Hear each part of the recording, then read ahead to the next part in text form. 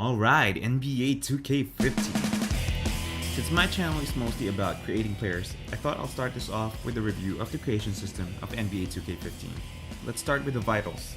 Everything here is normal and self-explanatory, except we can't make 18-year-old prospects again for some reason. They should let us do that because they will be 19 by the time they get drafted. It's a really limiting omission, which I doubt they'll fix anytime soon.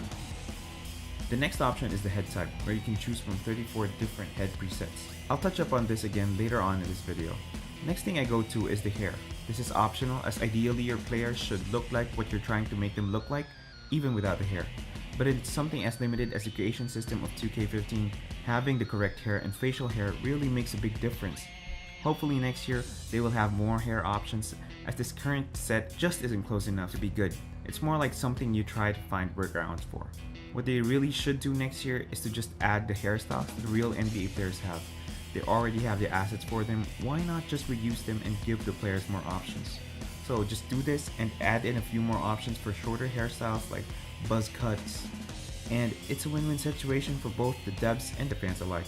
Now, moving on to head sculpting, the options here are not as robust as could have been, which is strange because it seems like they already have a good foundation, but then you have parts that you can't edit, even though it seems perfectly logical to be able to do so. One example is the horizontal size and the vertical position of the eyes.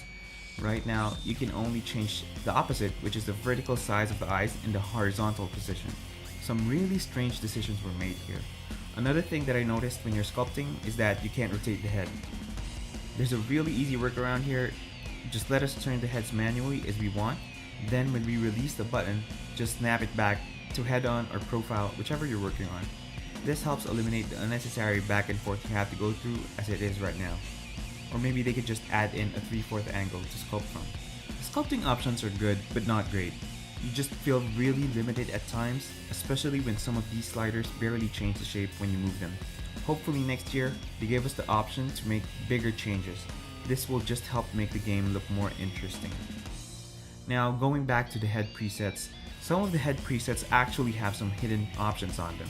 Like one of them has a different type of asymmetry, which is under features. I've actually seen one that has asymmetry 9. Normally you only get 4 options in asymmetry, but some of these heads have more options. Be careful though, once you change them, you can't just go back and choose that same option again, as you'll lose access to it.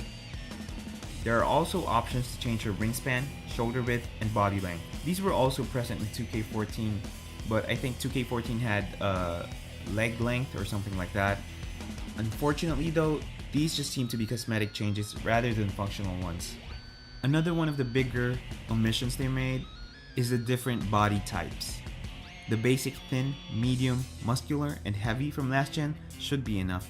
I'm not sure why there's no option for this, but again, I'm guessing this has to do with animations, specifically clipping problems. One last complaint I have is that there's no option to add a tattoo. This would be fine since 2K has horrible custom tattoos anyway. But the problem is that in draft passes, there are some players that already have tattoos, and not having an option to add tattoos also means you don't have the option to remove them. Again, senseless 2K logic at work here, and that's not even including the horribly underdeveloped FaceScan feature. So to wrap this up, it's not a crime to call this a robust creation system as 2K does, but it's a far touch from being good enough. I had high hopes this year since 2K acquired WWE, which itself really has a great creation system, but it seems like they don't plan on passing around their knowledge around franchises. So the verdict is that 2K15 has a decent creation system, which could be good had they just added some really small changes to it. But this is the advantage that sports games have. They can learn from year to year, and as fans, we can only just hope that the developers listen to the community and to the consumers who actually buy your game each and every year. And when it comes to NBA 2K, we've been at it since 2K. That's 15 years now. We've had great games, but it seems like every year they take 2 steps forward and 1 step back. So it's never really that jump to greatness. It's always, oh, this game is better than last year's. Definitely, but it's not as great as it could be.